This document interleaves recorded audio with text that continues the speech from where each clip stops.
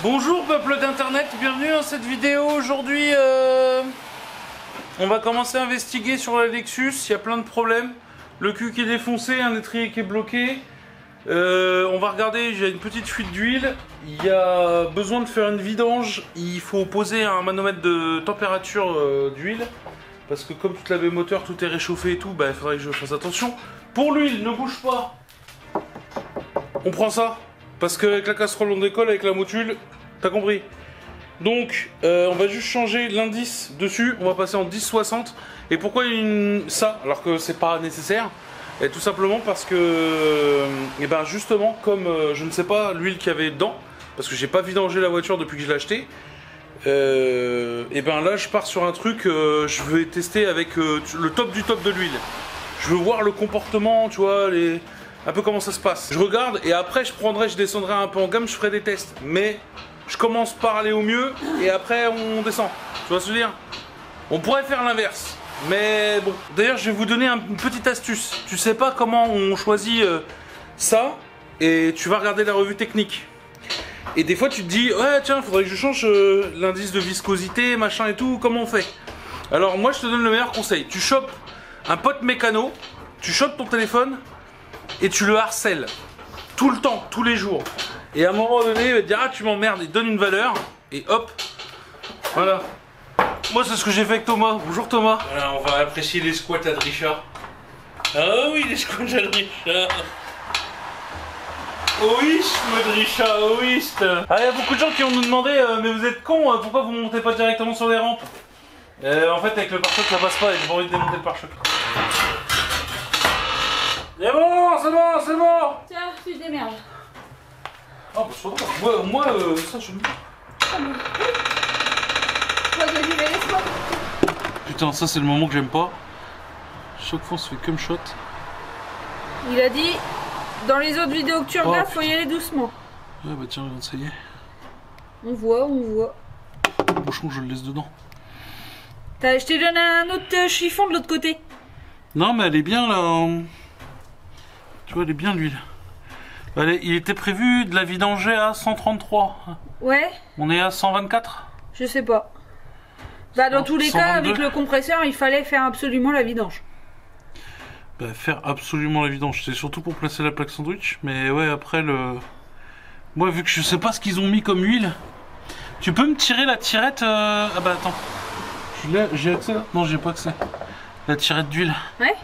Et je me dis heureusement que j'ai bien fait de prévoir un verre chlussurable quand même d'avance, parce que sans déconner sinon on serait dans la merde.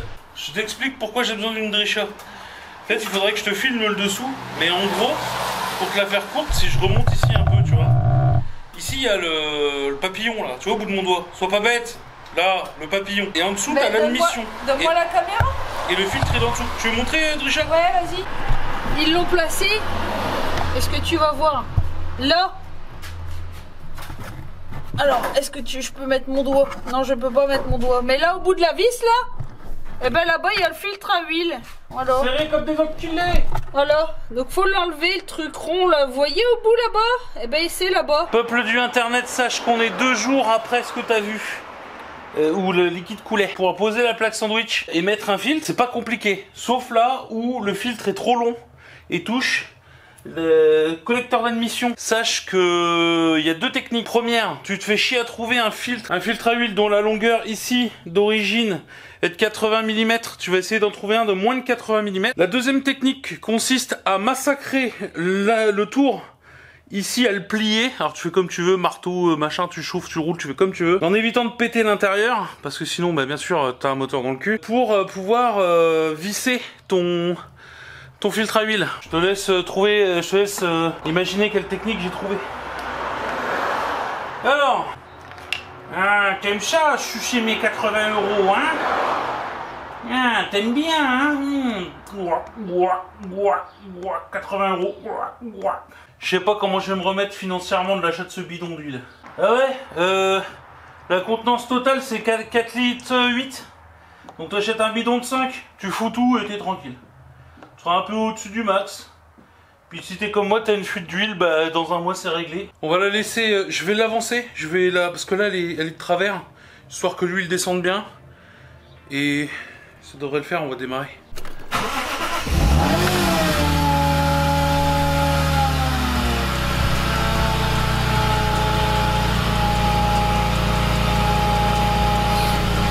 Bon, je te fais pas l'affront de t'expliquer comment on met ce genre de truc. Alors je parle un peu fort parce que moi je m'entends pas. Je vais fermer les fenêtres.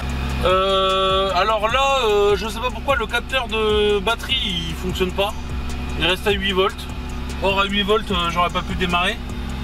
Et de toute façon, là, ça charge, tu vois. Donc bon, ça c'est de la merde. On va le retirer.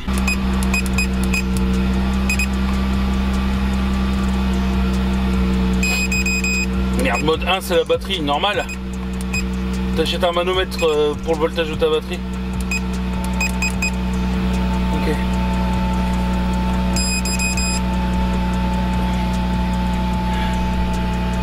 Ok. Bon, on va voir ce que ça donne dès que ça a chauffé. Bon, ça y est, la sonde elle fonctionne puisque elle nous indique donc 53. Voilà, du coup avec l'effet, voilà, vous le verrez très peu. Mais vous voyez, ça y est, ça commence à monter. Donc là, au niveau du compteur température d'eau, donc là on va commencer à arriver à température. Donc pour l'eau c'est bon, écoutez, ça a l'air d'être bon. Je vais juste passer en dessous voir si ça fuit ou quoi. Logiquement il n'y a pas de raison. Et je vais regarder le niveau. Et puis let's go quoi. Et il me reste plus qu'à voir si ça va pas pisser en dessous. Donc je vous pose là.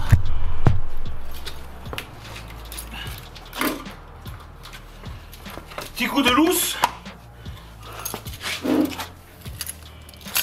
Alors, qu'est-ce que ça raconte? Oh putain, ça fuit. Bon, on est plusieurs semaines plus tard. Pourquoi? Parce que entre temps, en fait, Ah, chier. on a reçu une deuxième plaque sandwich. Parce qu'en fait, Xi Jinping lui-même m'a trahi.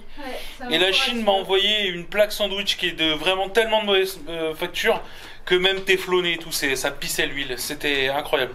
Et quand tu mets de la 300V qu'a gagné Le Mans, tu vois, ça fait chier que cette technologie-là coule sur ta dalle.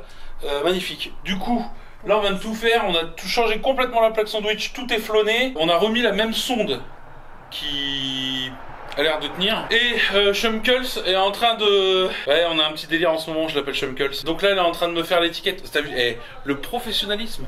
Elle me fait la petite étiquette de la vidange. C'est incroyable. Maintenant, on sort la voiture, on la remet en dessous, on la tourne. Tu m'as dit 300V, hein. Non, 1060, on s'en fout que ce soit de la 300V. 1060. Tu mets que c'est de la 1060, juste cocher moteur. 1060 moteur. Alors, et de l'autre côté, il n'y a rien d'autre? Bah non. Ah voilà. Si.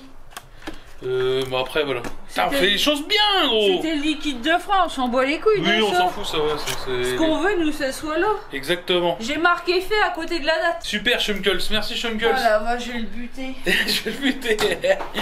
Bref, du coup, ça marche nickel. On a fait un petit test, un tour de chauffe. Donc là, elle est chaude. 75 degrés, 4000 tours minute pour la pression un peu de la pompe à huile. Ouais, on vous montre ça pisse pas. Hein. Ouais, on vous montre pas, mais c'est bon. C'est nickel. Donc là, on va finir de remettre tout ce qui est la plaque du dessous, tout le bordel. Et après, on attaque, on la retourne et on lui fait le cul. Ah. Voilà.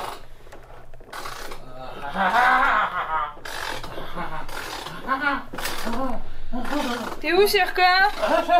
Salut. Qu'est-ce que tu fais? Je fais la... C'est une position du yoga. Ah. C'est la position de la baleine échouée. Ah merde.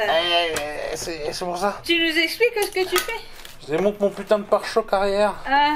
Et en fait, les ingénieurs de chez Toyota... Ils avaient peur que ça tombe. Ah putain, ouais. Donc là, on est en train de regarder la gravité du truc. Or, le problème, c'est que ça a l'air plus grave que ce que je ne pensais. Voilà, comme on peut le constater, on a tout l'arrière là qui est enfoncé.